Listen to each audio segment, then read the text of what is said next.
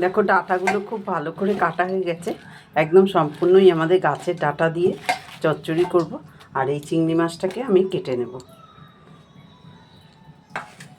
আর ডাঁটার সাথে সাথে যে সবজিগুলো দেব, আমি দেব একটু ঢ্যাঁড়স, একটু তোমরা এইটা জানো তো গাটি কচু, ঢ্যাঁড়স, আর একটু কাঁঠাল দানা, আর বরবটি কেটেছি। আর তার সাথে আমি এই সবজিগুলোকেও কেটে নিয়েছি। এর মধ্যে আছে পটল, কুমড়ো, আলু, বেগুন, আর একটুখানি দুটো টমেটো, আর একটুখানি গাজরও আছে। এই গাজরগুলো লম্বা লম্বা করে কেটে নিয়েছি। এই যে একটা গাজর কেটে নিয়েছি, আর পটলগুলো আড়ে আড়ে কেটে নিয়েছি। এরকম খুব সুন্দর পটলগুলো দিয়ে একটা সবজির চচ্চড়ি হবে, সেটা হচ্ছে আমাদের গাছের ডাঁটার চচ্চড়ি। তার সাথে কটা লঙ্কাও দিয়ে দেবো।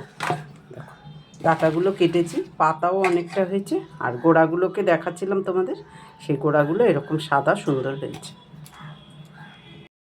আজকে করব নোটে ডাঁটার চচ্চড়ি। অপর্ণাস ডেলি লাইফ অ্যান্ড ট্রাভেলসের একটি নতুন ব্লগে আপনাদের জানাই প্রীতি ও শুভেচ্ছা। আজ আমি নোটে ডাঁটা চচ্চড়ি করব চিংড়ি মাছ দিয়ে, আর এই ডাঁটাটা সম্পূর্ণই আমার গাছের ডাঁটা। এই সবজিগুলোকে এখন ভেজে নেব আমি। পটল, কুমড়ো, বেগুন, গাজর, আলু, অনেক সবজি।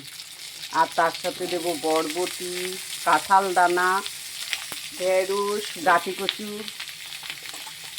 এত কিছু সবজি দিয়ে আমি বানাবো আমার গাছের ডাঁটা চচ্চড়ি। তার সাথে আবার চিংড়ি মাছ অ্যাড করব। দেখতে থাকো তোমরা কেমন করে আমি বানাচ্ছি আমার গাছের ডাঁটার চচ্চড়ি। আমি বরবটি, কাঁঠাল দানা, ঢেঁড়স আর গাঁটি কচুটা এর মধ্যে দিয়ে দিলাম খানিকটা। আগের সবজিগুলো যেই ভাজা হয়ে গেছে তার উপরেই এগুলো দিয়ে দিলাম। আসলে ওগুলো হালকা সবজি তো সহজেই ভাজা হয়ে যাবে। তা এখন আমি একটু হলুদ অ্যাড করে দিলাম, আর একটু দিয়ে দেবো নুন, স্বাদ মতো নুন দিয়ে এখন আমি একটুখানি এইগুলোকে চচ্চড়িগুলোকে ভালো করে ভেজে দেব। এবার আমি এই ডাঁটাগুলো সব দিয়ে দেব এই কড়ার মধ্যে সবজির ওপরে। তার জন্য আমি এগুলো দিয়ে দিচ্ছি। দিয়ে একটু ভালো করে নাড়তে হবে।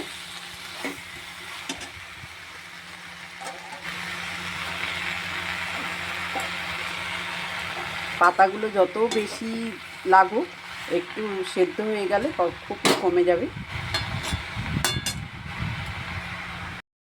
চিংড়ি মাছগুলোকে আমি একটু নুন আর হলুদ দিয়ে মাখিয়ে নিচ্ছি ভালো করে। এবার এই মাছগুলোকেই আমি আলাদা কড়াতে একটু ভেজে নিচ্ছি।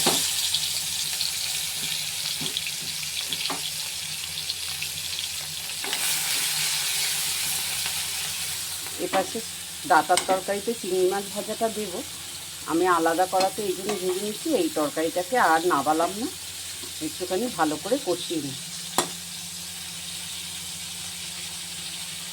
অপর্ণাস ডেলি লাইফ অ্যান্ড ট্রাভেলসের একটি নতুন ব্লগে আপনাদের জানাই প্রীতি ও শুভেচ্ছা। আজ আমি গাছের ডাঁটার চচ্চড়ি করছি, তাও আবার চিংড়ি মাছ দিয়ে। তোমরা দেখতে থাকো, তোমাদের যদি ভালো লাগে তোমরা লাইক করো, কমেন্ট করো, আমার পেজটাকে অবশ্য করেই ফলো করো। চিংড়ি মাছগুলো এরকম হালকা হালকা মতো ভাজা হবে, বেশি কড়া ভাজা করবো না।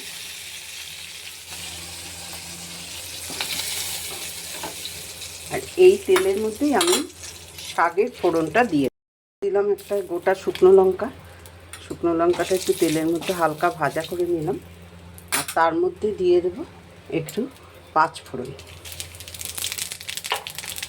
পাঁচফোড়ন শুকনো লঙ্কা দিয়ে আমার বেটে রাখা মশলাটাকে দিয়ে দেবো। আর আমি কুচনো টমেটোটাকে একটু চিপে নিয়ে এর মধ্যে দিয়ে দিলাম। এই যে ফোড়নটা মশলাটা, এটা আলাদা করে ভেজে নিলে চচ্চড়িটা শতগুণে ভালো হয়ে যায়। তার জন্য আমি এর মধ্যে একটু হলুদও দিয়ে দেবো, আর একটু দিয়ে দেবো নুন।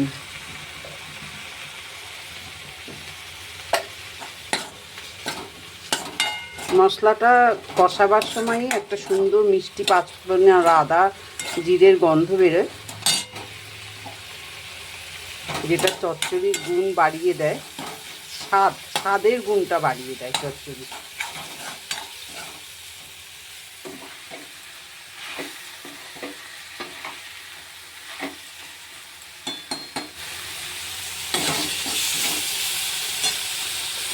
এর মধ্যে আমি চিংড়ি মাছগুলো দিয়ে দিলাম। চিংড়ি মাছটা মশলার মধ্যে একটু কষিয়ে নিয়ে আমি ভাজা মশলাটাকে শাকের মধ্যে দিয়ে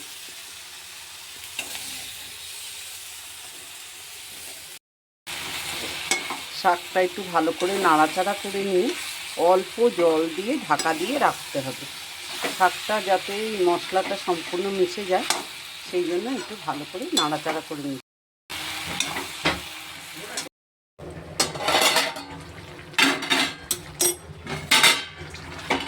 তরকারিটা সম্পূর্ণই রেডি হয়ে গেছে, একদম মজে গেছে। এখন আমি একটু এর মধ্যে গুড় দিয়ে দিচ্ছি। তোমরা যদি মিষ্টি মিষ্টি খেতে চাও তাহলে একটু চিনি বা গুড় দিতে পারো। আগেকার দিনে রান্নায় গুড়ই ব্যবহার হতো, তাই আজকে একটু শখ করে গুড়ই দিলাম।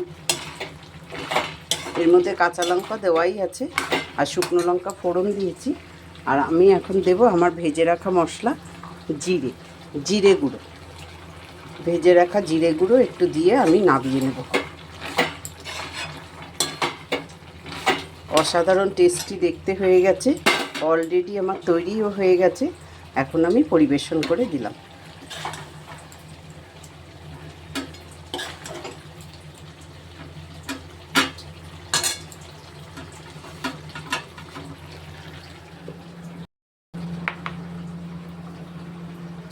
দেখো কি সুন্দর দেখতে হয়েছে। এরকম যদি তোমরা একটা ডাঁটার চচ্চড়ির সবজি দিয়ে বানাতে চাও তো আমার রেসিপিটা অবশ্য করেই ফলো করো, একবার হলেও দেখে নিও। আর আমার পেজটাকেও তোমরা ফলো করে দিও। আজ এই পর্যন্ত, দেখা হবে নতুন ব্লগে। তোমরা সঙ্গে থেকো, ভালো থেকো।